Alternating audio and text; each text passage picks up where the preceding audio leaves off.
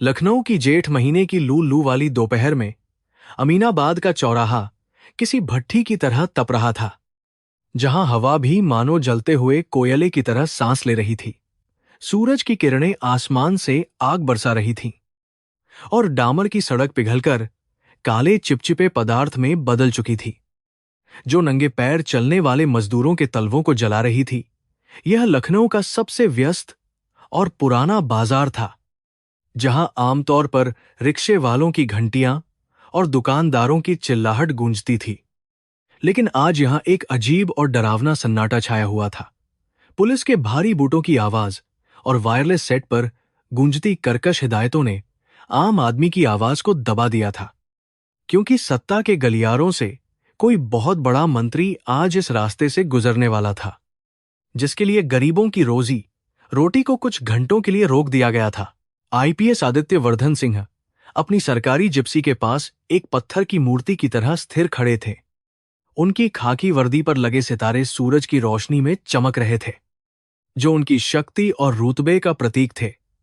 उनकी आंखों पर चढ़ा काला चश्मा उनकी भावनाओं को पूरी तरह से छिपाए हुए था, लेकिन उनके चेहरे की सख्त लकीरें बता रही थीं कि वे किसी भी तरह की लापरवाही बर्दाश्त नहीं करेंगे। उनके हाथ में थमी हुई बेंत बार बार उनकी हथेली पर थपथपाई जा रही थी, जो उनके भीतर चल रही बेचैनी और तनाव का संकेत थी।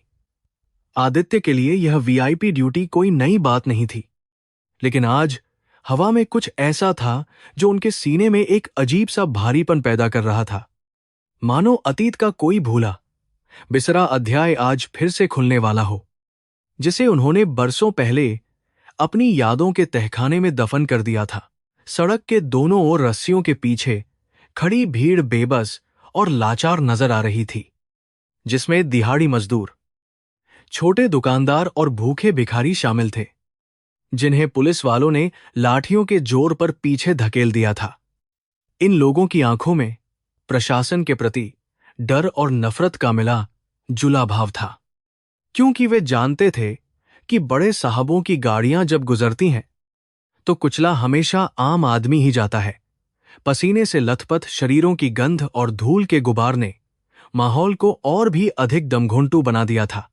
एक बूढ़ा रिक्शेवाला, जिसकी रोजी रोटी आज के दिन मारी गई थी, अपनी फटी हुई बनियान से पसीना पोंछते हुए हताशा भरी नजरों से उन शानदार पुलिस की गाड़ियों को देख रहा था, जो उसकी गरीबी का मजाक उड़ाती प्रतीत हो रही थीं। उसी भीड़ के एक अंधेरे कोने में, जहां पुलिस की नजरें कम जा रही थी, एक 8 साल का बच्चा छोटू अपनी फटी पुरानी शर्ट को संभाले हुए बड़ी मुश्किल से सांस ले रहा था। उसका शरीर कुपोषण का शिकार था, पसलियां बाहर झांक रही थीं और उसके नंगे पैर धूल और गंदगी से सने हुए थे। लेकिन उसकी आंखों में एक अजीब सी चमक और दृढ़ता थी, जो उस उम्र के बच्चों में कम ही देखने को मिलती है। उसके बाल उलझे हुए थे और चेहरा महीनों से धुला नहीं था, फिर भी उसके नयन नक्श भीड़ में सबसे अलग थे। वह केवल भीख मांगने के लिए वहां नहीं खड़ा था। उसका बालमन किसी ऐसी चीज की तलाश कर रहा था, जिसे वह खुद भी पूरी तरह समझ नहीं पा रहा था। बस एक धुंधली सी तस्वीर उसके दिमाग में छपी थी, जिसे उसकी मां ने मरते वक्त उसे सौंपा था। छोटू की नजरें बार बार भीड़ के बीच से झांककर उस पुलिस अधिकारी को खोजने की कोशिश कर रही थीं, जिसकी तस्वीर उसने एक रद्दी वाले के पास पड़े पुराने अखबार के टुकड़े में देखी थी। भूख उसके पेट में मरोड़ पैदा कर रही थी, क्योंकि पिछले 2 दिनों से उसने पानी के अलावा कुछ नहीं पिया था। लेकिन उसकी प्यास पानी की नहीं, बल्कि एक पहचान की थी। भीड़ का दबाव उसे बार बार पीछे धकेल रहा था और पसीने से तरबतर बड़े लोग उसे कोहनियों से मारकर अपनी जगह बना रहे थे। उसे ऐसा लग रहा था मानो वह एक विशाल समुद्र में डूब रहा हो, लेकिन उसका संकल्प किसी चट्टान की तरह मजबूत था, जो उसे लहरों से लड़ने की ताकत दे रहा था, क्योंकि आज उसे अपनी नियति से मिलना ही था। तभी वायरलेस सेट पर एक तेज आवाज गूंजी, जिससे पुलिस वाले हरकत में आ गए और उन्होंने भीड़ को और भी पीछे धकेलना शुरू कर दिया, मानो वे इंसान नहीं बल्कि भेड़ बकरियां हों। एक हवलदार ने अपनी लाठी जोर से जमीन पर पटकी और गालियों की बौछार करते हुए लोगों को चेतावनी दी कि अगर कोई भी रस्सी के आगे आया तो उसकी खैर नहीं। आदित्यवर्धन सिंह ने अपनी कलाई घड़ी पर नजर डाली और अपने मातहतों को इशारा किया कि रास्ता पूरी तरह साफ होना चाहिए। सायरन की आवाज दूर से सुनाई देने लगी थी, जो मंत्री के काफिले के आने का संकेत थी। यह वो पल था जब सत्ता का नशा अपने चरम पर होता है और इंसानियत अक्सर जूतों तले कुचल दी जाती है। और आदित्य इस व्यवस्था का एक मूक पहरेदार बनकर वहां खड़ा था। इस अफरा तफरी के बीच छोटू ने देखा कि पुलिस का ध्यान थोड़ा बंटा है और उसने अपनी नन्ही जान की परवाह किए बिना रस्सी के नीचे से निकलकर सड़क की ओर भागने की कोशिश की। उसका दिल जोर जोर से धड़क रहा था और उसके कानों में अपनी मां की आखिरी हिदायतें गूंज रही थीं कि उसे कभी हार नहीं माननी है। जैसे ही वह सड़क पर आया, तपती हुई डामर ने उसके नंगे पैरों को जला दिया, लेकिन उसने रुकने का नाम नहीं लिया। उसका लक्ष्य वह लंबा वर्दीधारी अधिकारी था जो दुनिया के लिए एक सख्त पुलिस वाला था, लेकिन छोटू के लिए वह एक उम्मीद की किरण था। वह अपनी पूरी ताकत लगाकर उस ओर दौड़ा जहां आदित्य खड़े थे, लेकिन नियति ने उसके लिए एक और परीक्षा तैयार कर रखी थी। एक मोटे हवलदार की नजर उस गंदे बच्चे पर पड़ी जो सुरक्षा घेरा तोड़कर वीआईपी रूट पर आ गया था, और उसने तुरंत दौड़कर छोटू की कॉलर पकड़ ली। हवलदार ने उसे एक कीड़े की तरह देखा और जोर से धक्का दिया, जिससे छोटू सड़क पर मुंह के बल गिर पड़ा। धूल उसके मुंह में भर गई और घुटनों से खून रिसने लगा, लेकिन उसने रोने की बजाय अपनी गर्दन उठाई और सीधे उस दिशा में देखा जहां आदित्य खड़े थे। हवलदार ने अपनी लाठी उठाई ताकि उस बच्चे को सबक सिखा सके जो इस शाही व्यवस्था में खलल डाल रहा था। यह दृश्य इतना क्रूर था कि भीड़ में से कुछ लोगों की सिसकियां निकल गईं, लेकिन किसी में भी आगे आने की हिम्मत नहीं थी। आदित्यवर्धन सिंह ने शोर सुनकर अपनी गर्दन घुमाई और देखा कि एक छोटा सा मैला कुचैला बच्चा जमीन पर पड़ा है और एक हवलदार उसे मारने के लिए लाठी तान रहा है। आमतौर पर ऐसे दृश्य उनके लिए रोजमर्रा की बात थे, लेकिन उस बच्चे की आंखों में कुछ ऐसा था जिसने आदित्य के कदमों को अपनी ओर खींच लिया। बच्चे ने दर्द से कराहने के बजाय अपनी मुट्ठी में कुछ भींच रखा था और उसकी नजरें सीधे आदित्य की काली चश्मे वाली आंखों को भेद रही थीं। आदित्य को एक क्षण के लिए लगा कि समय थम गया है। उस बच्चे का गिरना और फिर भी न टूटकर देखना उनके भीतर एक सोए हुए ज्वालामुखी को छेड़ गया था। यह केवल एक भिखारी का बच्चा नहीं लग रहा था, बल्कि एक योद्धा था जो अपनी लड़ाई लड़ने आया था। आदित्य ने हवलदार को हाथ के इशारे से रुकने का आदेश दिया। उनका चेहरा भावनाशून्य था, लेकिन चाल में एक अजीब सी तेजी आ गई थी। हवलदार लाठी हवा में रोके हुए ठिठक गया। हैरान था कि साहब इस मामूली सी गंदगी पर इतना ध्यान क्यों दे रहे हैं। आदित्य धीरे धीरे चलते हुए उस बच्चे के पास पहुंचे। उनके जूतों की खटखट सड़क पर गूंज रही थी। छोटू ने कांपते हुए हाथों से जमीन का सहारा लिया और फिर से खड़ा होने की कोशिश की। उसकी फटी हुई शर्ट से उसकी पसलियां और गले में लटकता एक काला धागा साफ दिखाई दे रहा था। दोनों के बीच की दूरी कम हो रही थी। एक तरफ सत्ता का शिखर और दूसरी तरफ गरीबी की खाई, लेकिन नियति आज इन दोनों को एक ही धरातल पर लाने वाली थी। चारों तरफ सन्नाटा छा गया था। सायरन की आवाजें अब बहुत नजदीक आ चुकी थीं, लेकिन आदित्य का ध्यान केवल उस बच्चे पर केंद्रित था। धूप की तेजी और बढ़ गई थी और पसीने की बूंदें आदित्य के माथे से टपक रही थीं। उन्होंने देखा कि बच्चे के होंठ कुछ बुदबुदा रहे हैं, लेकिन शब्द बाहर नहीं आ पा रहे थे। वह बच्चा डरा हुआ था, फिर भी वह वहां से भागा नहीं, बल्कि उसने अपने नन्हे कदम आदित्य की ओर बढ़ा दिए। यह दृश्य अमीनाबाद के इतिहास में एक अजीब घटना थी, जहां एक भिखारी ने लखनऊ के सबसे सख्त पुलिस अधिकारी की आंखों में आंखें डालने की जुर्रत की थी। आदित्य को महसूस हुआ कि यह क्षण उनके जीवन को हमेशा के लिए बदलने वाला है। हालांकि उन्हें अभी तक यह नहीं पता था कि यह बदलाव किस रूप में आएगा। हवा का रुख बदल रहा था और एक अनजानी सी सिहरन आदित्य की रीढ़ में दौड़ गई जब वह बच्चा लड़खड़ाते हुए उनके बिल्कुल करीब आ गया। सुरक्षाकर्मी घबराए हुए थे कि कहीं यह बच्चा मंत्री जी की गाड़ी के सामने ना आ जाए, लेकिन वे अपने साहब के आदेश का इंतजार कर रहे थे। छोटू ने अपनी धुंधली आंखों से आदित्य के चेहरे को देखा, मानो वह सदियों से इसी चेहरे को तलाश रहा हो। उसके गले में लटकता हुआ वह काला धागा और उसमें पिरोया हुआ एक सस्ता सा लॉकेट सूरज की रोशनी में चमक उठा, लेकिन धूल की वजह से अभी वह साफ दिखाई नहीं दे रहा था। आदित्य ने अपनी भौहें सिकोड़ी। उस बच्चे की हिम्मत और बेबाकी पर उन्हें गुस्सा भी आ रहा था और अचरज भी।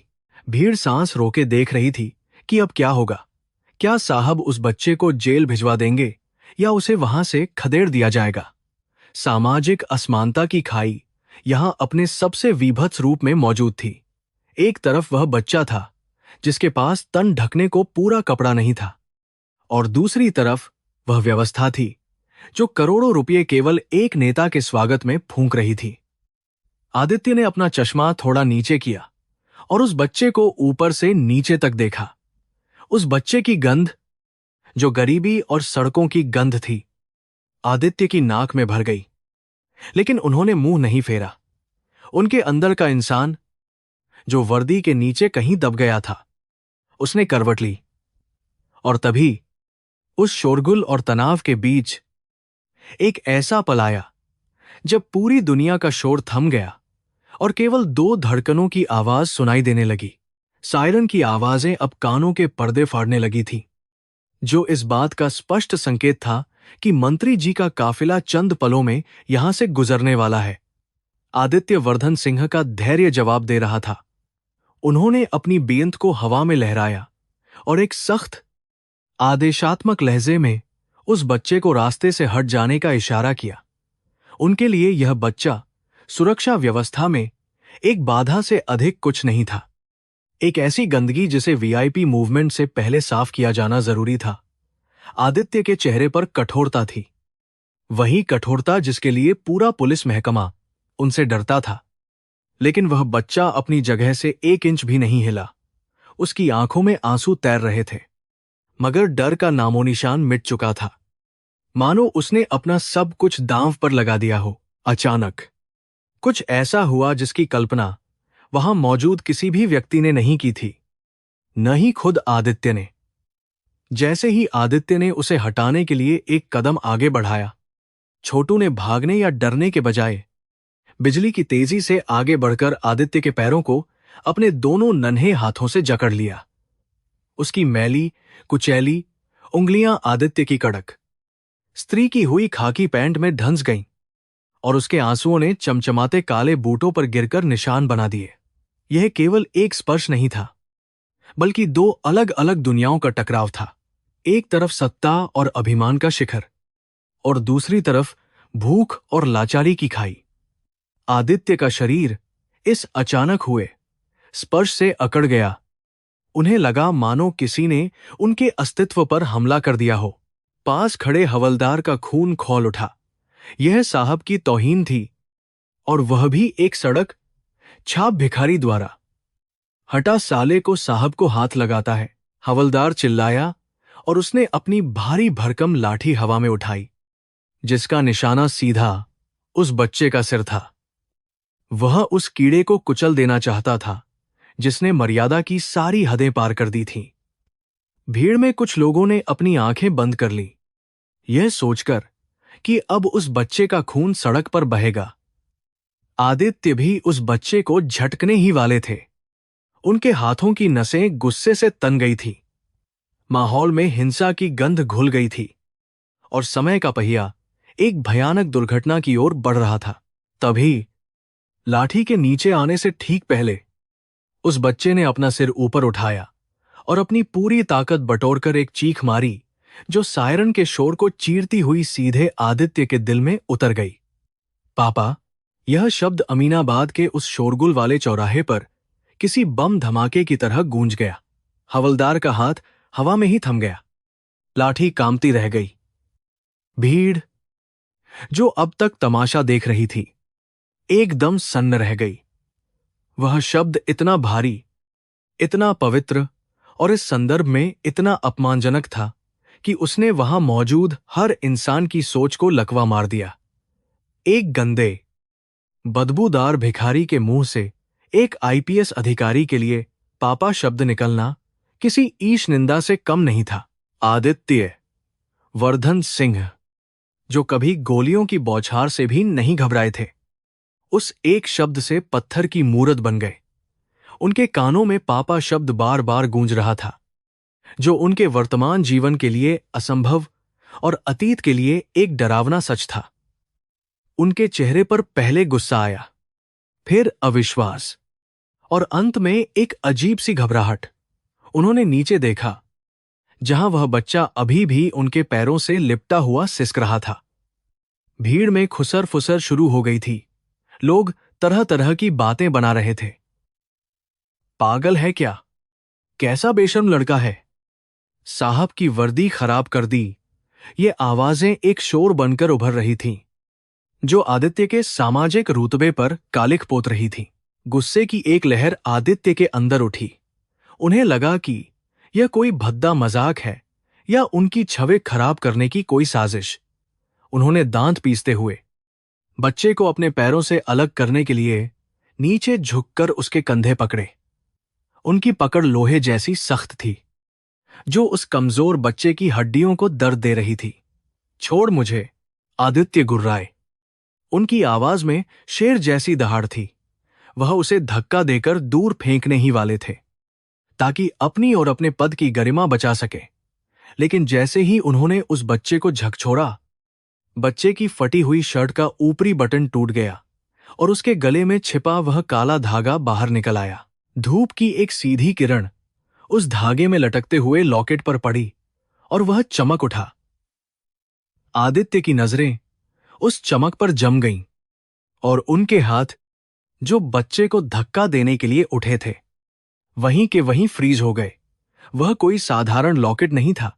वह एक सस्ता गिलट का बना हुआ पेंडेंट था, जिस पर कमल के फूल की आकृति उभरी हुई थी और उसका एक कोना थोड़ा सा टूटा हुआ था। दुनिया के लिए वह रद्दी का एक टुकड़ा हो सकता था, लेकिन आदित्य के लिए वह एक टाइम मशीन थी। उस लॉकेट को देखते ही अमीनाबाद का शोर, गर्मी, मंत्री का काफिला, पुलिस का घेरा, सब कुछ धुंधला पड़ गया। केवल वह लॉकेट और वह टूटा हुआ कोना उनकी आंखों के सामने स्पष्ट रह गया। आदित्य की सांसें अटक गईं। यह वही लॉकेट था जिसे उन्होंने 10 साल पहले इलाहाबाद के संगम किनारे एक मेले से 10 रुपये में खरीदा था। उन्हें याद आया कि कैसे उन्होंने हंसते हुए वह लॉकेट उस लड़की के गले में पहनाया था, जिसका नाम लेते ही आज भी उनका दिल कांप उठता था, नंदिनी।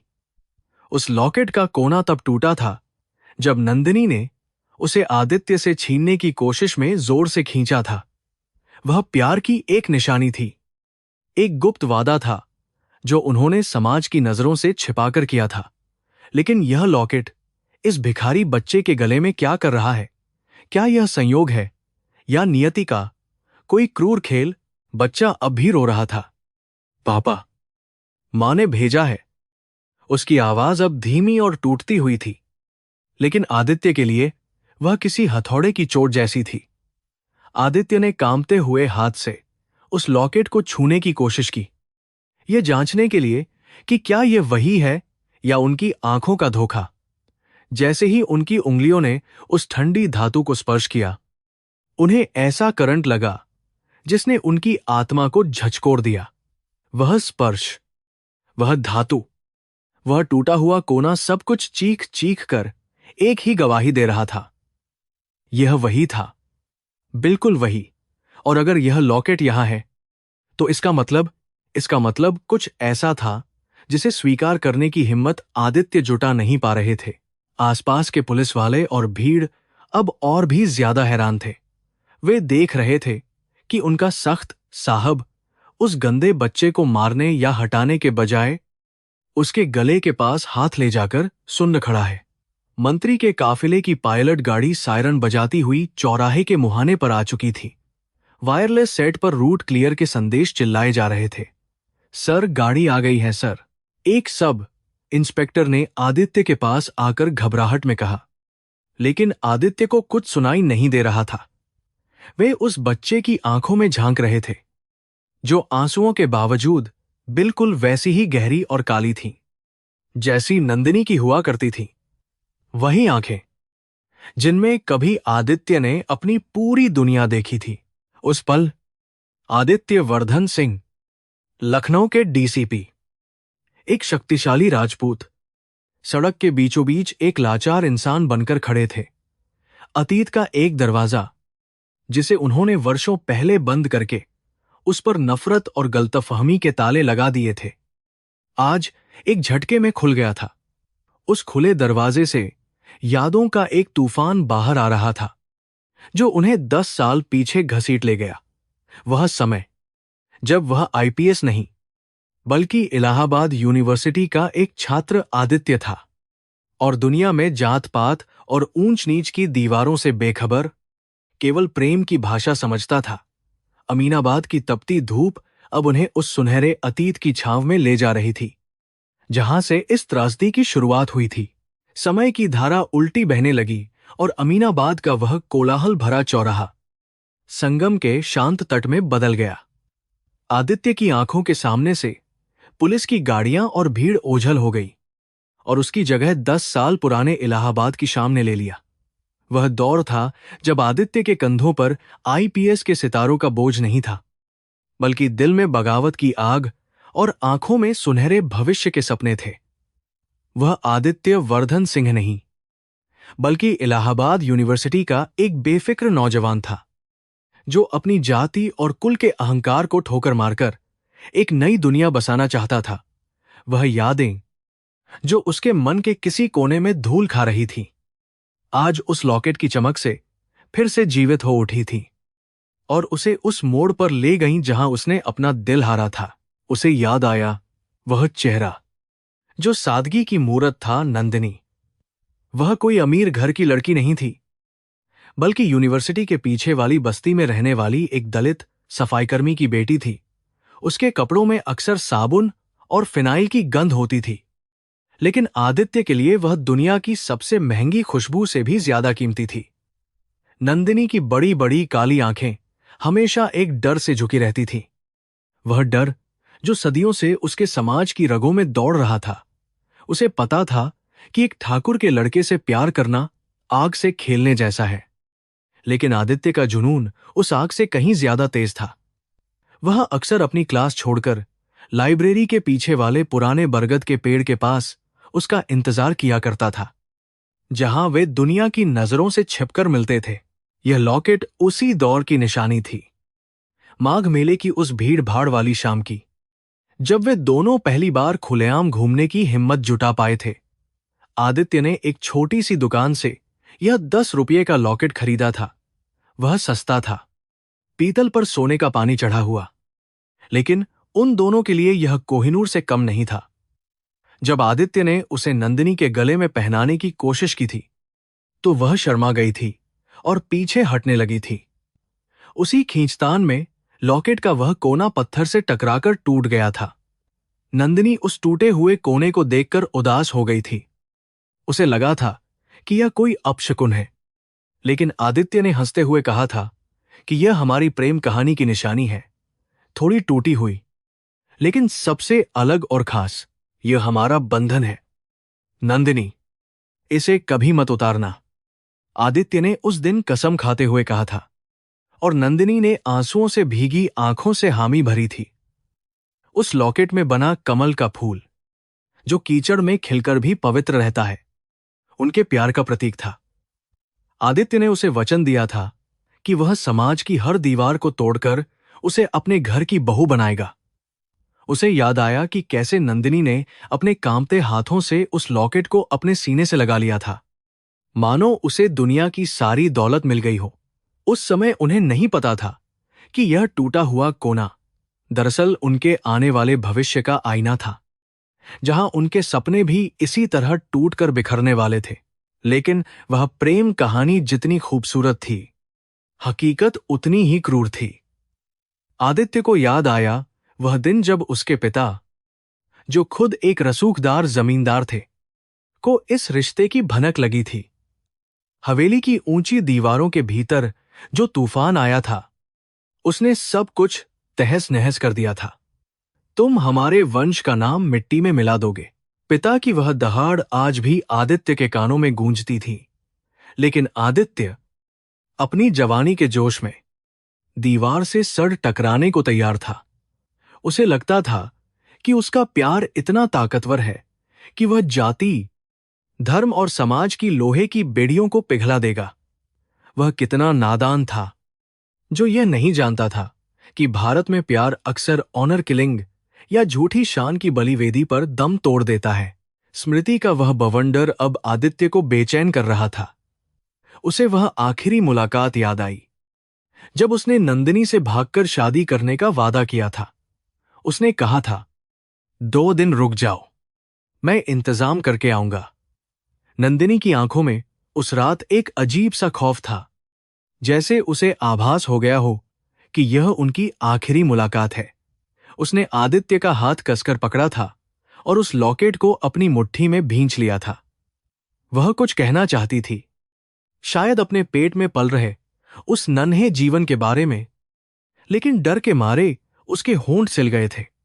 आदित्य उस रात वहां से चला आया, यह सोचकर कि वह जल्द ही वापस आएगा और उसे हमेशा के लिए अपना बना लेगा। लेकिन नियति ने कुछ और ही लिख रखा था। और फिर वह काला दिन आया जब उसे बताया गया कि नंदिनी भाग गई है। उसके परिवार वालों ने, उसके दोस्तों ने, सबने एक ही झूठ बोला, वह किसी और के साथ चली गई। वह धोखेबाज थी। आदित्य ने ढूंढने की बहुत कोशिश की, पागलों की तरह हर जगह खाक छान मारी, लेकिन नंदिनी का कोई नामोनिशान नहीं मिला। उसका दिल टूट गया और उस टूटे हुए दिल में नफरत भर गई। उसने मान लिया कि नंदिनी ने उसे धोखा दिया है। उसकी गरीबी ने उसके प्यार का सौदा कर लिया। उसने उस लॉकेट को, उस प्यार को और उस लड़की को अपने दिल से निकालकर फेंक दिया और एक कठोर पुलिस वाला बन गया। लेकिन आज 10 साल बाद वह झूठ कांच की तरह चकनाचूर हो रहा था। वर्तमान का झटका बहुत जोर से लगा। आदित्य की चेतना वापस अमीनाबाद के चौराहे पर लौट आई, लेकिन अब उसका नजरिया पूरी तरह बदल चुका था। उसके सामने खड़ा वह भिखारी बच्चा, जिसके गले में वही टूटा हुआ लॉकेट था, चीख चीख कर एक सच बता रहा था जिसे आदित्य ने कभी नहीं देखा। अगर यह लॉकेट इस बच्चे के पास है, तो इसका मतलब है कि नंदिनी ने इसे कभी नहीं उतारा। उसने इसे संभाल कर रखा, अपनी जान से भी ज्यादा। और यह बच्चा, उसकी आंखें, उसका माथा और वह पापा की पुकार। आदित्य का कलेजा मुंह को आ गया। जिसे वह धोखा समझता रहा, वह दरअसल एक तपस्या थी। नंदिनी भागी नहीं थी, उसे गायब कर दिया गया था। और यह बच्चा उस अधूरे प्रेम का जीवित प्रमाण था जो अब धूल और गंदगी में लिपटा उसके सामने खड़ा था। सत्य का वह क्षण किसी बर्फीले तूफान की तरह आदित्य के अस्तित्व से टकराया। उसके परिवार ने, उसके अपने पिता और ताऊजी ने उसे एक ऐसा झूठ परोसा था जिसे वह 10 साल से ओढ़े बैठा था। वह एक धोखेबाज थी, पैसे लेकर अपने प्रेमी के साथ भाग गई। यह वाक्य उसके कानों में पिघले हुए शीशे की तरह उतरा। लेकिन आज, इस तपती दोपहर में, वह टूटा हुआ लॉकेट उस सफेद झूठ की धज्जियां उड़ा रहा था। अगर वह पैसों की भूखी होती, तो यह सस्ता सा लॉकेट कब का बेच चुकी होती। यह बच्चा, जिसकी रगों में आदित्य का ही राजपूती खून दौड़ रहा था, इस बात का जीता जागता सबूत था कि नंदिनी ने कभी उसे धोखा नहीं दिया था, बल्कि उसने एक ऐसे पवित्र प्रेम को निभाया था जिसकी कीमत उसे अपनी जिंदगी देकर चुकानी पड़ी। आदित्य का दिल बैठ गया जब उसने उस भयावह सच की कल्पना की जो उस वक्त घटा होगा, जब वह मसूरी की अकादमी में अपनी ट्रेनिंग पूरी कर रहा था। तब शायद गर्भवती नंदिनी को उसके रसूखदार परिवार ने डरा धमका कर शहर से बाहर खदेड़ दिया होगा। वह बेचारी, निहत्थी, दलित लड़की, जिसके पास सिवाय अपने प्यार के और कोई ताकत नहीं थी, उसने उस नन्ही जान को बचाने के लिए अपना सब कुछ त्याग दिया होगा। आदित्य को अपनी मर्दानगी और अपनी वर्दी पर घिन आने लगी। वह खुद को एक रक्षक समझता था, लेकिन वह अपनी प्रेमिका और अपने अजन्मे बच्चे की रक्षा करने में सबसे बुरी तरह विफल रहा था। जिस खानदानी इज्जत का पाठ उसे बचपन से पढ़ाया गया था, उसी इज्जत ने आज उसके बेटे को भिखारी बना दिया था। एक भयानक चित्र आदित्य की आंखों के सामने तैरने लगा। नंदिनी, जो कभी फूलों की तरह नाजुक थी, उसने कैसे इन 10 सालों में पेट की आग बुझाने के लिए ईंटें ढोई होंगी या दूसरों के घर के बर्तन मांजे होंगे। उसने अपनी जवानी, अपने सपने और अंततः अपनी सांसें उस बच्चे को पालने में खपा दी, जो आज आदित्य के सामने घुटनों के बल बैठा था। यह बच्चा कोई लावारिस नहीं था, यह उस तपस्या का फल था जिसे आदित्य ने अपनी गलतफहमी की आग में जला दिया था। नंदिनी मरते दम तक इंतजार करती रही होगी कि उसका आदित्य आएगा, लेकिन आदित्य तो नफरत की चादर ओढ़कर अपनी नई दुनिया बसा चुका था। यह सोचकर आदित्य की रूह कांप उठी कि जब नंदिनी ने आखिरी सांस ली होगी तो उसके पास दवा के लिए भी पैसे नहीं रहे होंगे। नियति का खेल देखिए। एक तरफ पिता है जो वातानुकूलित गाड़ियों में घूमता है, जिसके इशारे पर शहर रुक जाता है, और दूसरी तरफ उसका अपना मांस और मज्जा, जो 2 वक्त की रोटी के लिए उसी शहर की धूल चाट रहा है। आदित्य ने उस बच्चे के शरीर पर बने घावों और पसलियों को देखा, और उसे हर घाव अपने सीने पर महसूस हुआ। यह केवल गरीबी के निशान नहीं थे, यह आदित्य के पापों का हिसाब था। उसने महसूस किया कि वह दुनिया का सबसे गरीब बाप है, जिसके पास दौलत और शोहरत तो है, लेकिन वह अपने बेटे को एक वक्त का खाना या एक साफ शर्त तक नहीं दे पाया। उसका बेटा उसे पापा कह रहा था, और वह एक कायर की तरह अपनी सामाजिक प्रतिष्ठा के बारे में सोच रहा था। क्रोध और ग्लानि का एक ज्वालामुखी आदित्य के भीतर फटने को तैयार था। उसे अपने मृत पिता और समाज के उन ठेकेदारों पर बेतहाशा गुस्सा आ रहा था, जिन्होंने जाति की दीवार खड़ी करके 2 प्रेमियों को अलग किया था। उन्होंने केवल एक रिश्ता नहीं तोड़ा था, बल्कि एक मासूम बचपन की हत्या की थी। यह बच्चा, जिसे स्कूलों में होना चाहिए था, जिसे खिलौनों से खेलना चाहिए था, वह आज अमीनाबाद के चौराहे पर लात घूंसे खा रहा था। आदित्य को लगा कि उसकी खाकी वर्दी उसे काट रही है। यह वर्दी, जो न्याय का प्रतीक थी, आज उसे एक अपराधी जैसा महसूस करा रही थी। उसने अपनी पूरी जिंदगी अपराधियों को पकड़ने में बिता दी, लेकिन असली अपराधी तो उसके अपने घर के अंदर बैठे थे, जिन्होंने उसकी दुनिया उजाड़ दी थी। सायरन की आवाज अब एकदम सिर पर आ चुकी थी, और हवलदार बेचैनी से आदित्य की ओर देख रहे थे। लेकिन आदित्य के लिए समय का अर्थ बदल चुका था। वह उस बच्चे की आंखों से अपनी नजरें नहीं हटा पा रहा था। उन आंखों में कोई शिकायत नहीं थी, बस एक गहरी, असीम उम्मीद थी। वही उम्मीद जो शायद नंदिनी की आंखों में मरते वक्त रही होगी। आदित्य को समझ आ गया कि यह बच्चा यहां भीख मांगने नहीं आया था, वह अपना अधिकार मांगने आया था। वह उस पिता को लेने आया था जो उसे कभी मिला ही नहीं। इस भीड़ भाड़ वाले क्रूर शहर में, जहां हर कोई अपने मतलब के लिए जीता है, एक 8 साल का बच्चा अपने पिता को ढूंढने के लिए नर्क से गुजर कर आया था। अब और कोई संदेह की गुंजाइश नहीं बची थी। तर्क, बुद्धि और कानून सब धरे के धरे रह गए थे। खून ने खून को पहचान लिया था। आदित्य वर्धन सिंह का अभिमान धूल में मिल चुका था। वह जानता था कि अब उसे एक फैसला लेना होगा, एक ऐसा फैसला जो उसके करियर, उसकी साख और उसकी पूरी जिंदगी को दांव पर लगा सकता था। लेकिन क्या एक बाप के लिए अपने बेटे से बढ़कर भी कुछ हो सकता है? उसके सामने 2 रास्ते थे, या तो वह मंत्री के काफिले के लिए रास्ता साफ करवाए और इस बच्चे को अनाथालय भिजवा दे। सड़क की तपिश छोटू के घुटनों की खाल को जला रही थी, लेकिन यह दर्द उस आग के सामने कुछ भी नहीं था जो पिछले कई महीनों से उसके पेट और आत्मा में जल रही थी। उसकी धुंधली होती आंखों के सामने अभी वह बड़ा सा पुलिस वाला खड़ा था, जिसे उसने अपनी मां की कहानियों में एक देवता की तरह पूजा था। यह वही चेहरा था जिसे याद करके उसकी मां ने अपनी आखिरी सांसें ली थीं। छोटू को याद आया वह सीलन भरी कोठरी, जहां दवा की गंध और मौत का सन्नाटा पसरा रहता था। मां अक्सर उसे अपने पास बुलाती थी और अपनी कमजोर उंगलियों से उसके बालों को सहलाते हुए कहती थी, मुन्ना, तेरे पापा बहुत बड़े आदमी हैं। वह राजा है, राजा। उस वक्त छोटू को लगता था कि शायद मां बुखार की बेहोशी में बड़बड़ा रही है, क्योंकि एक राजा का बेटा भला भूखे पेट कैसे सो सकता है। मां के जाने के बाद का वह मंजर छोटू की रूह को आज भी कंपा देता था। उसे याद है वह काली रात जब उसकी मां ने खांसी के साथ खून की उल्टी की थी और हमेशा के लिए अपनी आंखें मूंद ली थीं।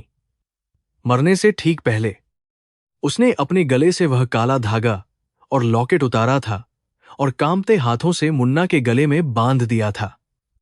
इसे कभी मत खोना, उसने हांफते हुए कहा था। यही तेरी पहचान है। जब तू अपने पापा को यह दिखाएगा तो वह तुझे सीने से लगा लेंगे। वह लखनऊ में है, बहुत बड़े पुलिस वाले हैं। मां के ठंडे पड़ चुके शरीर के पास बैठकर मुन्ना पूरी रात रोया था, लेकिन उस रोने को सुनने वाला कोई नहीं था। मकान मालिक ने अगले ही दिन उसे धक्के मारकर बाहर निकाल दिया था और वह 8 साल का बच्चा अचानक एक अनाथ भिखारी बन गया था। सड़कों की जिंदगी किसी नरक से कम नहीं थी। छोटू ने सीखा कि भूख इंसान से क्या कुछ नहीं करवाती। उसने कूड़ेदानों से जूठन बीन कर खाई, आवारा कुत्तों के साथ फुटपाथ पर जगह के लिए लड़ाई की और बड़े भिखारियों की मार सही। हर कोई उसे नोचने को तैयार था।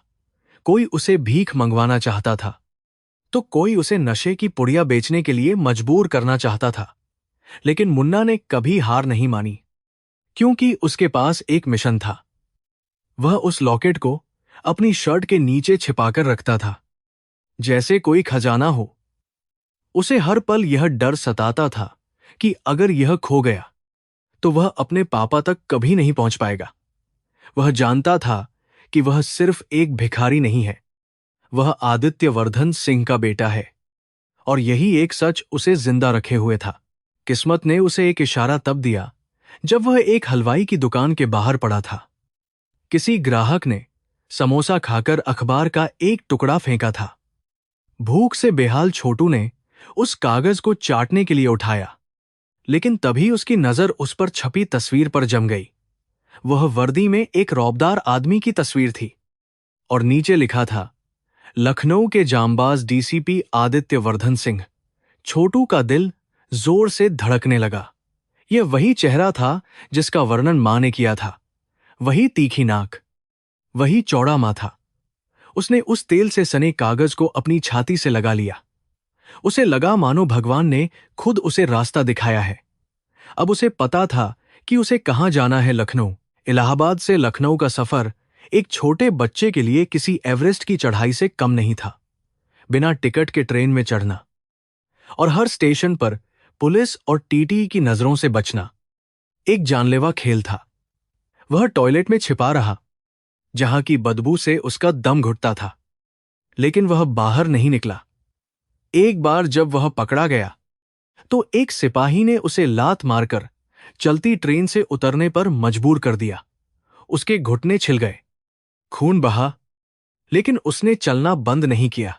वह मीलों पैदल चला, तपती धूप में नंगे पैर, जब तक कि उसके तलवों में छाले नहीं पड़ गए। प्यास लगने पर उसने नालियों का पानी पिया और भूख लगने पर लोगों के आगे हाथ फैलाया, लेकिन उसकी आंखों में एक ही मंजिल थी, लखनऊ। जब वह लखनऊ पहुंचा तो बड़े शहर की चकाचौंध ने उसे डरा दिया। यहां की ऊंची इमारतें और गाड़ियों का शोर उसके गांव के सन्नाटे से बिल्कुल अलग था। उसने कई लोगों से आदित्य सर के बारे में पूछा, लेकिन गंदे कपड़ों वाले भिखारी की बात कौन सुनता। लोगों ने उसे दुत्कार दिया, किसी ने पागल कहा तो किसी ने चोर समझकर भगा दिया। वह पुलिस थानों के बाहर भी गया, लेकिन संतरियों ने उसे फाटक से ही खदेड़ दिया। भाग यहां से, बड़े साहब तेरे रिश्तेदार हैं। क्या यह ताना सुनकर उसका दिल रो पड़ता था, लेकिन वह हार नहीं सकता था, क्योंकि मां ने कहा था कि उसके पापा उसे जरूर अपनाएंगे। उसने अमीनाबाद के इस चौराहे को अपना ठिकाना बना लिया, क्योंकि उसने सुना था कि साहब अक्सर यहां राउंड पर आते हैं। आज जब उसने सायरन की आवाज सुनी और पुलिस का जमावड़ा देखा, तो उसकी छठी इंद्रिय ने कहा कि वह यही है। उसने भीड़ के बीच से झांककर देखा और उस वर्दी वाले देवदूत को पहचान लिया। वही कद काठी, वही अंदाज। छोटू के अंदर एक बिजली सी दौड़ गई। यह उसका आखिरी मौका था। अगर आज वह उनसे नहीं मिल पाया, तो शायद वह भूख या बीमारी से इस सड़क पर दम तोड़ देगा। उसने अपनी पूरी ताकत बटोरी, अपने कांपते हुए पैरों को आदेश दिया और सुरक्षा घेरे को तोड़कर आगे बढ़ गया। जब हवलदार ने उसे मारा, तो उसे दर्द नहीं हुआ, क्योंकि उसका ध्यान केवल उस चेहरे पर था जो अब उसके बिल्कुल करीब था। अभी जब वह आदित्य के पैरों से लिपटा हुआ था, तो उसके मन में सैकड़ों सवाल थे। क्या पापा मुझे पहचानेंगे? क्या वह मुझे अपनी गोद में उठाएंगे, जैसा कि मां कहती थी, या वह भी मुझे उसी तरह दुत्कार देंगे जैसे बाकी दुनिया ने दिया है? वह देख रहा था कि आदित्य की नजरें उस लॉकेट पर जमी हुई हैं। छोटू ने महसूस किया कि उस सख्त पुलिस वाले का हाथ कांप रहा है। उसने अपनी पकड़ और मजबूत कर ली, मानो कह रहा हो, पापा मुझे मत छोड़ना, मैं बहुत थक गया हूं, मुझे घर ले चलो। उसकी आंखों से आंसू बहकर आदित्य के जूतों पर गिर रहे थे, जो उनके बीच की खामोश बातचीत का हिस्सा बन गए थे। छोटू को नहीं पता था कि राजनीति क्या होती है। उसे नहीं पता था कि मंत्री कौन होता है। उसे बस इतना पता था कि उसके सामने उसका पिता खड़ा है, जिसका खून उसकी रगों में दौड़ रहा है। उसने अपनी सूखी जुबान से फिर से पापा कहने की कोशिश की, लेकिन आवाज गले में ही अटक गई। उसे लगा कि शायद यह एक सपना है जो अभी टूट जाएगा। लेकिन जब आदित्य ने झुककर उसके कंधों को पकड़ा, तो उसे एक अजीब सी गर्मी महसूस हुई, एक अपनापन जो उसने मां के मरने के बाद कभी महसूस नहीं किया था। वह बस इतना चाहता था कि यह पल कभी खत्म न हो, चाहे पूरी दुनिया उसके खिलाफ क्यों न हो जाए। यह एक बेटे की अपने पिता से मूक गुहार थी, जो अमीनाबाद के शोर को चीरती हुई सीधे ईश्वर तक पहुंच रही थी। अमीनाबाद का चौराहा अब एक युद्ध के मैदान में बदल चुका था, लेकिन यहां जंग हथियारों की नहीं, बल्कि भावनाओं और कर्तव्यों की थी। मंत्री के काफिले का पायलट वाहन सायरन बजाते हुए दृश्य में प्रवेश कर चुका था, और वायरलेस सेट पर चिल्लाहटें पागलपन की हद तक बढ़ गई थीं। सर, प्लीज हटाओ इसे, एक एसीपी ने आदित्य के पास आकर लगभग गिड़गिड़ाते हुए कहा, क्योंकि सुरक्षा में हुई कोई भी चूक उनकी नौकरी ले सकती थी। पुलिस वाले हैरान थे कि उनका सुपरकॉप टीसीपी, जो 1 मिनट की देरी भी बर्दाश्त नहीं करता था, वह इस नाजुक मौके पर बुत बनकर क्यों खड़ा है। आदित्य के चारों ओर एक दबाव का गुबार बन रहा था, जो उनसे तुरंत फैसला लेने की मांग कर रहा था। या तो वर्दी का धर्म निभाओ, या फिर उस रिश्ते का जो अभी अभी राख से जी उठा है। उधर भीड़, जो तमाशा देखने की आदी थी, अब जज बन चुकी थी। दर्जनों मोबाइल फोन हवा में लहरा रहे थे, और हर कैमरा इस अजीबोगरीब मंजर को कैद कर रहा था।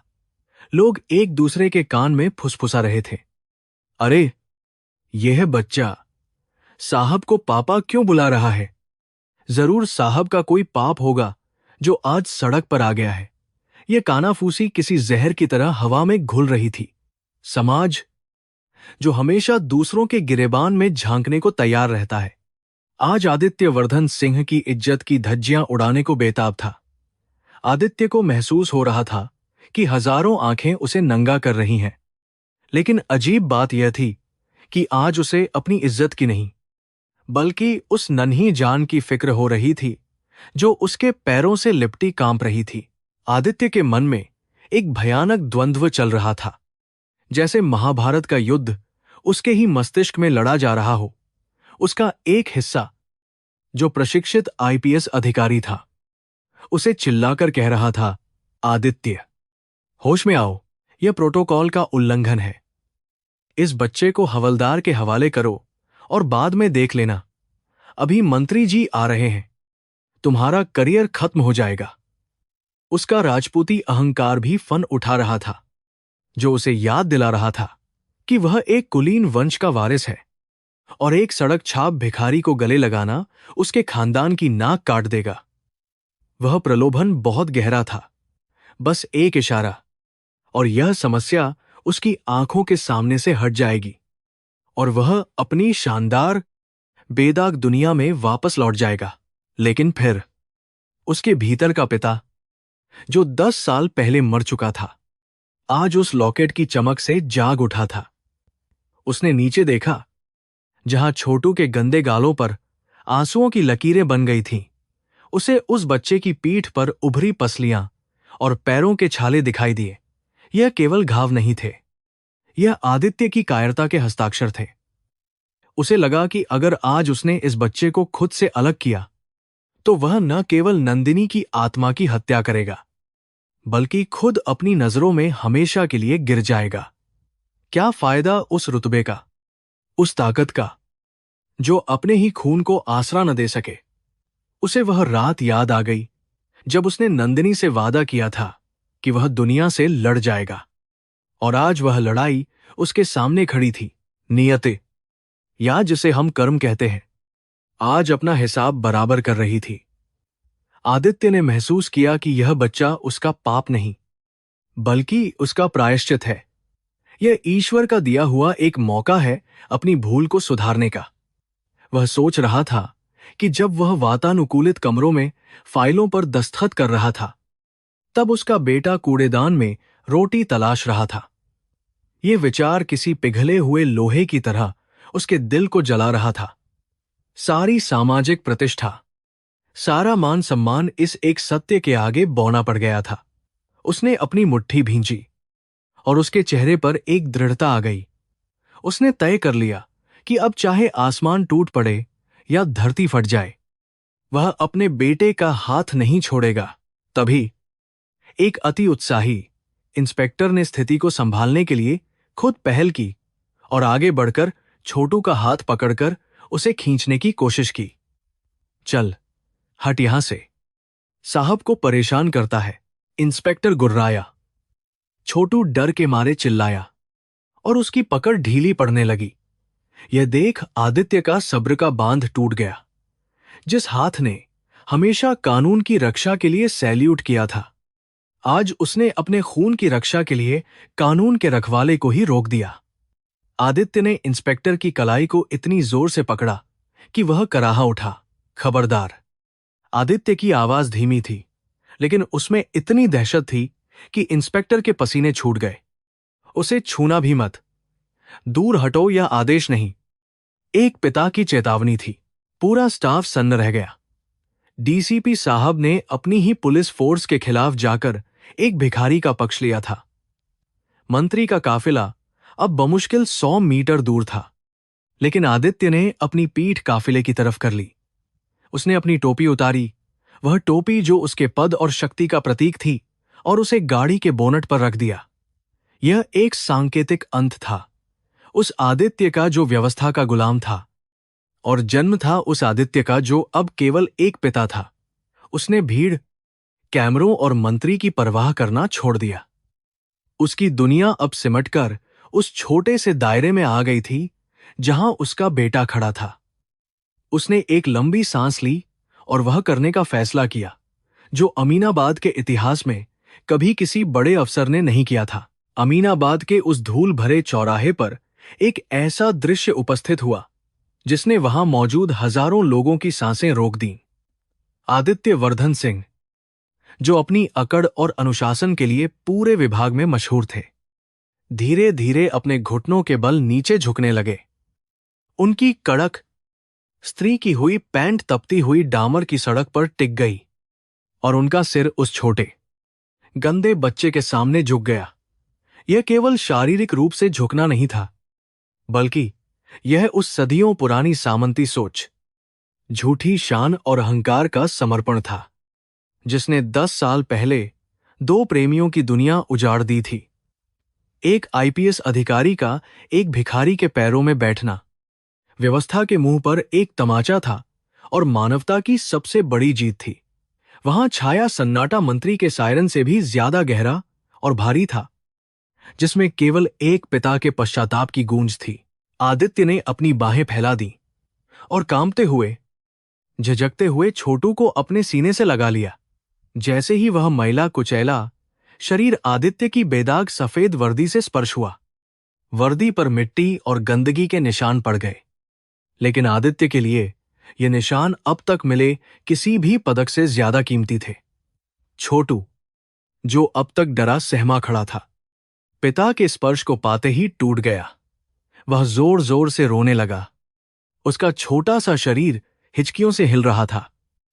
उसने अपने छोटे छोटे गंदे हाथों से आदित्य की गर्दन को जकड़ लिया, जैसे कोई डूबता हुआ इंसान तिनके को पकड़ता है। उस आलिंगन में न तो कोई अमीर था, न गरीब, न कोई पुलिस वाला, न भिखारी। वहां सिर्फ एक पिता और उसका खोया हुआ बेटा था, जो नियति के क्रूर खेल को हराकर एक हो गए थे। आदित्य की आंखों से आंसुओं का सैलाब फूट पड़ा, जो उनके काले चश्मे के पीछे से निकलकर गालों पर बहने लगा। उन्होंने अपना चश्मा उतारकर फेंक दिया और रूंधे हुए गले से फुसफुसाए, मुझे माफ कर दे बेटा, मुझे माफ कर दे, मैं बहुत देर से आया। उनकी आवाज में इतना दर्द था कि पास खड़े पत्थर दिल पुलिस वालों की आंखें भी नम हो गईं। आदित्य अपने हाथों से बच्चे के उलझे हुए बालों को सहला रहे थे, उसके गंदे गालों को चूम रहे थे और बार बार उसे अपनी बाहों में भींच रहे थे, मानो यकीन करना चाह रहे हों कि यह कोई सपना नहीं है। उस बच्चे की गंध, जो दुनिया के लिए बदबू थी, आदित्य को उसमें अपनी खोई हुई नंदिनी की खुशबू आ रही थी। आज गंगा का पानी भी इतना पवित्र नहीं था जितने इस मिलन के आंसू थे। ठीक उसी वक्त मंत्री का काफिला बिल्कुल पास आ गया और काली गाड़ियों की कतार रुक गई, क्योंकि डीसीपी साहब खुद सड़क के बीचों बीच बैठे थे। सुरक्षाकर्मी हक्के बक्के थे। उन्हें समझ नहीं आ रहा था कि वे मंत्री जी को क्या जवाब दें। मंत्री ने अपनी कार का शीशा नीचे किया और बाहर का नजारा देखा, लेकिन उन्होंने भी कोई आपत्ति नहीं जताई। शायद सत्ता के नशे में चूर उस राजनेता को भी उस पल की गंभीरता का एहसास हो गया था। कैमरों के फ्लैश चमक रहे थे, मीडिया वाले इस अद्भुत घटना को लाइव दिखा रहे थे, लेकिन आदित्य को दुनिया की कोई परवाह नहीं थी। उनके लिए समय वहीं थम गया था।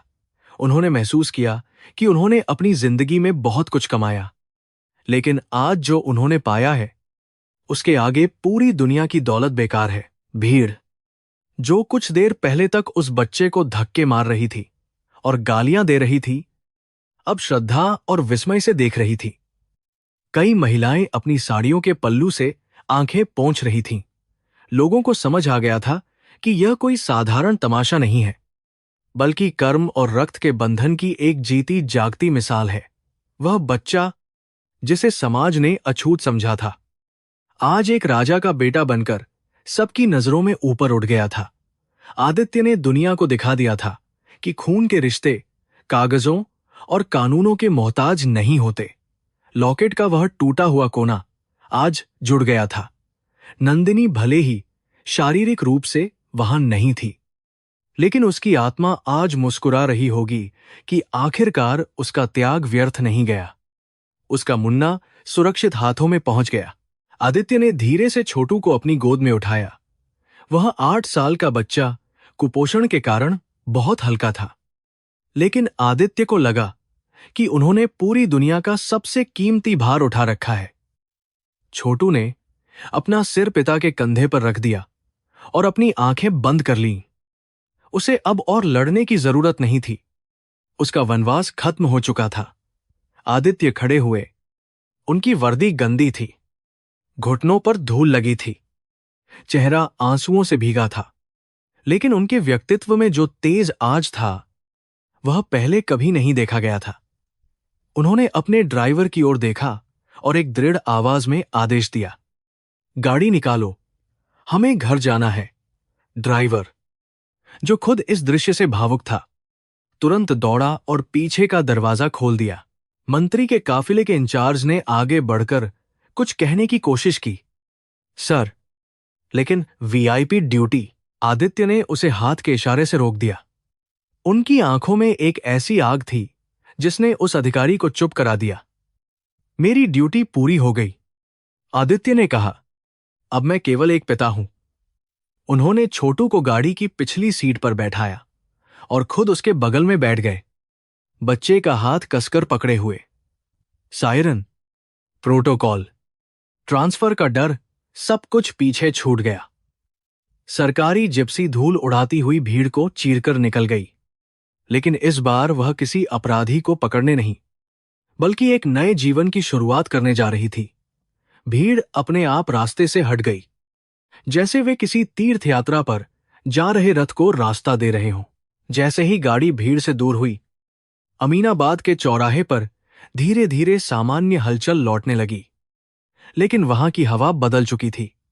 लोग अभी भी उसी जगह को देख रहे थे जहां कुछ पल पहले एक पिता ने घुटने टेककर अपने पुत्र को स्वीकारा था। वह कहानी अब लखनऊ की फिजाओं में हमेशा के लिए दर्ज हो गई थी। आदित्य वर्धन सिंह ने उस दिन केवल अपने बेटे को नहीं बचाया था, बल्कि अपनी आत्मा को भी मुक्त कर लिया था। उन्होंने साबित कर दिया था कि प्रेम और प्रायश्चित की कोई जाति नहीं होती, और पिता का दिल वर्दी के नीचे भी उसी शिद्दत से धड़कता है। उस तपती दोपहर में सूर्य देव भी इस पवित्र मिलन के साक्षी बने, और हवाओं ने नंदिनी के उस गीत को गुनगुनाया जो कभी वह अपने प्रेमी के लिए गाया करती थी। रक्त का बंधन आखिरकार जीत गया। चूंकि मुख्य कहानी का नाटकीय चरमोत्कर्ष अध्याय 7 में पूरा हो गया था, लेकिन एक यथार्थवादी उपन्यासकार के रूप में मैं महसूस करता हूं कि पाठकों के मन में भविष्य को लेकर जिज्ञासा शेष है। छोटू और आदित्य के जीवन में आए उस बदलाव और कर्म के पूर्ण चक्र को दिखाने के लिए मैं इस कथा का उपसंहार एपिलॉग प्रस्तुत कर रहा हूं। 5 साल बीत चुके थे और गोमती नदी के किनारे स्थित वह सरकारी बंगला, जो कभी अपनी वीरानियत और सन्नाटे के लिए जाना जाता था, आज हंसी और खिलखिलाहट से गूंज रहा था। सुबह की नरम धूप लॉन में बिछी हरी घास पर ओस की बूंदों को मोती की तरह चमका रही थी। आदित्य वर्धन सिंह, जिनके बालों में अब सफेदी की कुछ लकीरें आ गई थीं, बरामदे में बैठकर अखबार पढ़ रहे थे, लेकिन उनका ध्यान खबरों में नहीं, बल्कि बगीचे में बैडमिंटन खेल रहे उस 13 साल के लड़के पर था, जिसका कद अब काफी निकल आया था। वह छोटू नहीं, बल्कि अब आर्यन वर्धन सिंह था, स्वस्थ, आत्मविश्वास से भरा हुआ और अपनी पढ़ाई में अव्वल। उसके चेहरे से गरीबी और भूख के वो निशान मिट चुके थे, लेकिन उसकी आंखों में वही गहराई आज भी कायम थी जो उसे अपनी मां से विरासत में मिली थी। अमीनाबाद की उस घटना ने न केवल आदित्य की जिंदगी बदली थी, बल्कि पूरे लखनऊ के सामाजिक ताने बाने में एक हलचल मचा दी थी। शुरुआत में तूफान आया था। आदित्य के परिवार ने विरोध किया, समाज ने बातें बनाई और विभाग में भी दबी जुबान में आलोचनाएं हुईं, लेकिन आदित्य चट्टान की तरह डटे रहे। उन्होंने डीएनए टेस्ट की रिपोर्ट को सार्वजनिक करने के बजाय अपने बेटे का हाथ पकड़कर सबके सामने स्वीकार किया कि खून के रिश्तों को किसी सबूत की जरूरत नहीं होती। उन्होंने अपनी सारी पैतृक संपत्ति, जो उनके अहंकार का स्रोत थी, एक ट्रस्ट के नाम कर दी जो अनाथ बच्चों की शिक्षा के लिए काम करता था। यह उनका प्रायश्चित था, उस पाप का बोझ हल्का करने का तरीका जो उन्होंने नंदिनी के साथ किया था। आर्यन ने खेल रोका और दौड़ते हुए आदित्य के पास आया। पापा, स्कूल के लिए देर हो रही है, उसने अपनी घड़ी की ओर इशारा करते हुए कहा। आदित्य ने मुस्कुराते हुए अखबार नीचे रखा और अपने बेटे की टाई ठीक की। यह वही हाथ थे जिन्होंने कभी उस बच्चे को धक्के देने के लिए उठाया था, आज वे उसे संवार रहे थे। आदित्य ने देखा कि आर्यन के गले में आज भी वह पुराना सस्ता लॉकेट मौजूद है। आर्यन के पास अब महंगे कपड़े और खिलौने थे, लेकिन उसने उस 10 रुपये के लॉकेट को कभी अपने से अलग नहीं किया। वह लॉकेट अब केवल एक गहना नहीं, बल्कि संघर्ष और प्रेम का विजय स्तंभ बन चुका था। आदित्य अक्सर रात में उस लॉकेट को छूकर नंदिनी से माफी मांगते थे, और उन्हें महसूस होता था कि नंदिनी ने उन्हें माफ कर दिया है। गाड़ी में स्कूल छोड़ते जाते वक्त आदित्य ने आर्यन को देखा, जो खिड़की से बाहर शहर को निहार रहा था। आर्यन अक्सर अपनी पॉकेट मनी बचाकर उन गरीब बच्चों को किताबें और खाना बांटता था जो उसे रेड लाइट पर मिलते थे। उसने अपने पिता से एक बार कहा था, पापा, मैं उन जैसा ही था, इसीलिए मैं उनका दर्द समझता हूं। यह सुनकर आदित्य का सीना गर्व से फूल गया था। उन्होंने एक पुलिस वाला बनकर जितने मेडल कमाए थे, वे सब इस एक पल के आगे फीके थे। उन्होंने एक भिखारी को नहीं अपनाया था, बल्कि उस भिखारी ने एक पत्थर दिल इंसान को पिघलाकर एक बेहतर मनुष्य बना दिया था। कर्म का चक्र पूरा हो गया था। नंदिनी के त्याग ने एक नई पीढ़ी को जन्म दिया था, जो संवेदना और करुणा से भरी थी। स्कूल के गेट पर उतरते ही आर्यन ने झुककर आदित्य के पैर छुए, जो अब उनकी दिनचर्या का हिस्सा था। आदित्य ने उसे गले लगाया और माथा चूमा। जब आर्यन स्कूल के गेट के अंदर दौड़ गया, तो आदित्य उसे तब तक देखते रहे जब तक वह ओझल नहीं हो गया। गेट पर खड़े गार्ड ने आदित्य को सैल्यूट किया, लेकिन उस सैल्यूट में अब डर नहीं, बल्कि गहरा सम्मान था। लोग अब उन्हें सख्त डीसीपी के रूप में नहीं, बल्कि उस पिता के रूप में जानते थे, जिसने अमीनाबाद के चौराहे पर घुटने टेककर दुनिया को प्रेम का पाठ पढ़ाया था। आदित्य ने आसमान की ओर देखा, जहां एक सफेद बादल का टुकड़ा तैर रहा था। उन्हें लगा जैसे नंदिनी मुस्कुरा रही है। शाम को आदित्य और आर्यन अक्सर नदी के किनारे उस छोटे से मंदिर में जाते थे, जिसे उन्होंने नंदिनी की याद में बनवाया था। वहां कोई मूर्ति नहीं थी, बस एक पत्थर पर नंदिनी का नाम, और वह कमल का फूल उकेरा गया था जो उस लॉकेट पर बना था। आज नंदिनी की पुण्यतिथि थी। दोनों ने वहां फूल चढ़ाए और मौन खड़े रहे। हवाओं में एक अजीब सी शांति थी। आदित्य ने मन ही मन कहा, नंदिनी, देखो हमारा मुन्ना कितना बड़ा हो गया है। मैंने अपना वादा निभाया, देर से ही सही, लेकिन निभाया। गोमती का पानी शांत बह रहा था, जैसे कह रहा हो कि जीवन भी इसी तरह बहता रहता है, दुख और सुख को साथ लेकर, लेकिन अंत में केवल प्रेम ही शेष रहता है। सूर्य ढल रहा था और आसमान सिंदूरी रंग में रंग गया था। आदित्य और आर्यन हाथ पकड़े घर की ओर लौट रहे थे। उनकी परछाइयां सड़क पर लंबी खींच रही थीं और एक दूसरे में मिल रही थीं। यह दृश्य इस बात का गवाह था कि दुनिया की कोई भी ताकत, कोई भी दीवार और कोई भी गलतफहमी खून के उस बंधन को नहीं तोड़ सकती जो दिल की गहराइयों से जुड़ा हो। अमीनाबाद के उस धूल भरे चौराहे से शुरू हुआ। यह सफर अब एक सुकून भरे मुकाम पर पहुंच चुका था। सत्य परेशान हो सकता है, पराजित नहीं, और प्रेम तो वह शाश्वत सत्य है जो मृत्यु के बाद भी जीवित रहता है।